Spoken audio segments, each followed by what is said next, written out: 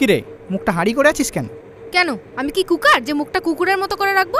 ইরি, এত তেতে কথা বলছিস কেন? তুই তাতাচ্ছিস তাই তেতে কথা বলছি? যা বাবা, রান্না করতে গেলে তাপ দিতে হবে না? হ্যাঁ, সে তো দিতেই হবে। দিন দিন ওই কুকারের প্রতি তোর আগুন দ্বিগুণ হয়ে যাচ্ছে কি না? মোটেও না, কুকার অনেক তাড়াতাড়ি রান্না করে, তাই তাপও কম দিতে হয়, মানে গ্যাসও কম পোড়ায়। মানে আমি কি বেশি গ্যাস পোড়াই? হ্যাঁ, শুধু গ্যাস কেন, ভাতও পোড়াস। আর ওই কুকার যে প্রায় গলা গলা ভাত করে, তার বেলা? আরে গলা ভাত তাও খাওয়া যায়, জলা ভাত কে খাবে? মুখে গরম খুন্তি বসিয়ে দেবো। সেটাও আমাকেই গরম করে দিতে হবে। আর একটা কথা বললে তোর বার্নারে ফ্যান ঢেলে ফুটো জাম করে দেবো। হ্যাঁ, অভ্যাস আছে, প্রায় ঢালিস। এবার মুখে ফ্যান গালিয়ে দেবো উনুনের বাচ্চা। এত বড় সাহস, আমার রান্নাকে পোড়া বলিস? দুটো সিদ্ধ করা ছাড়া আর কি পারে তোর ওই কুকার? আমার মতো বিরিয়ানি, পোলাও, মাংস, পায়েস এত কিছু রান্না করতে পারে? ঠিক আছে ঠিক আছে, আমার ভুল হয়ে গেছে। প্লিজ এবার হাঁড়ি চাচার মতো একটু চাচানো বন্ধ করবি?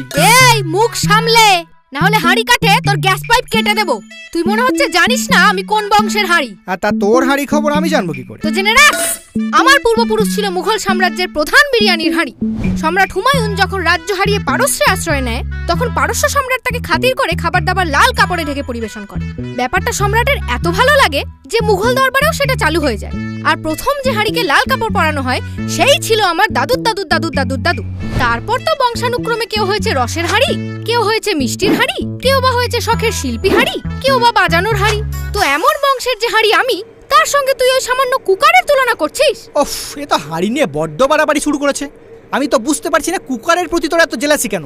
আমি তো তাওয়া, কড়া, সসপ্যান, ডেকচি সবাইকেই তাপ দিই। হ্যাঁ, কিন্তু সবাই তো আর তোকে দেখে নির্লজ্জ বাটির মতো সিটি মারে না। আরে ও ওইভাবে বাষ্প ছাড়ে। হ্যাঁ, বাষ্প ছাড়ে না ঝাড়ি মারে না আমায় দেখে রাগে ফোঁস করে, তা আমি সবই বুঝি। হাত আর মাথা বুঝিস, শুধু সারাদিন ওই হাঁড়ি মাথায় হিংসা ভরে ছেনি চাপা দিয়ে ফুটে মরিস। এই, আমি ফুটে মরবো কেন রে? ফুটে মরবে তো ওই কুকার, বংশটাই তো হাই প্রেসার। একদিন একটু সিটি আটকে গেলেই তো ইন্টারসিটি লোকাল ধরে সাজা না রেখে চলে যাবে। ছি ছি হাঁড়ি, তুই তো পুরো ছুরির মতো কথা বলছিস। কেন, আঁশবটির মতো করে বললে কি ভালো হতো? তো সেটাও কি বাকি রেখেছিস? সেই থেকে কুকারকে নিয়ে এমন ঝনঝন শুরু করেছিস যে থালা বাসনও লজ্জা পাবে। হ্যাঁ, তাহলে ভাব, ওদেরও লজ্জা আছে, কিন্তু তুই সবার সামনে নির্লজ্জের মতো শুধু ওই কুকারের পেছনে ফুল ফ্লেমে গ্যাস পোড়াচ্ছিস। আরে এ তো হাঁড়ি বলে কড়া, তোর পেছন কালো। তোর নিজের কতটা আগুন লাগে তুই কখনো দেখেছিস?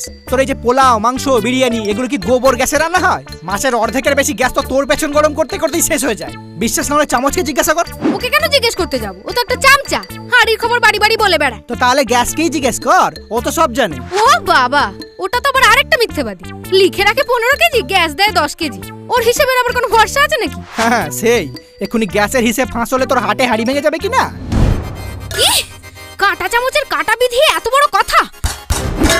আমি আর এক মুহূর্ত এই রান্নাঘরে থাকবো না। হ্যাঁ, তো থাকতে কে বলেছে? চুলোয় যা। হ্যাঁ, চুলোতেই যাব। আমাদের গ্রামের রান্নাঘরে অনেক ভালো ভালো চুলো আছে, আর তারা তোর মতো নয় যে গ্যাস না হলে জ্বলতে পারবে না, চুলো চুলি ছাড়া চলতে পারবে না। তুই থাক তোর কুকারকে নিয়ে, চললাম আমি।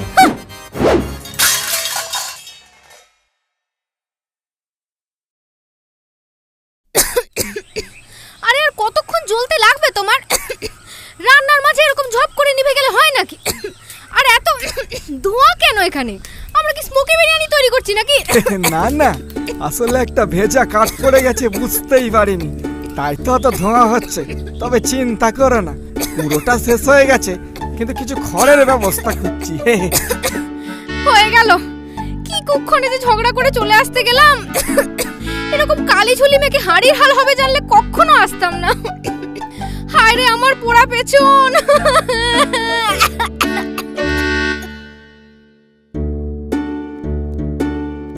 হ্যালো, তো ভিডিওটা কেমন লাগলো তোমার লাইক কমেন্ট করে জানিয়ে দাও। আর চ্যানেলটা যদি নতুন হয়ে থাকো তাহলে চ্যানেলের অন্য ভিডিওগুলো দেখো, যদি ভালো লাগে তাহলে সাবস্ক্রাইব করো।